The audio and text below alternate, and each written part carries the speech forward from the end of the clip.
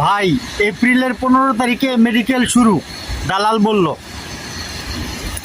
ভাই, আমি জানি না কোন দালাল বলছে আপনাকে যে এপ্রিলের 15 তারিখে মেডিকেল শুরু।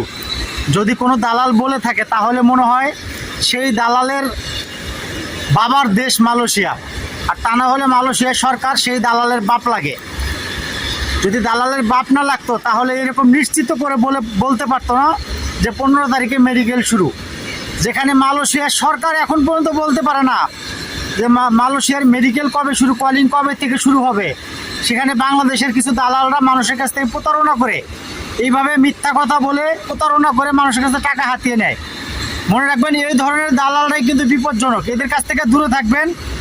এরা মানুষের কাছ থেকে টাকা পয়সা হাতিয়ে নিয়ে পরে এলাকা ছাড়া হয়ে যায়। মালয়েশিয়ার কলিংয়ের বিষয়ে এখনও কোনো সিদ্ধান্ত হয়নি।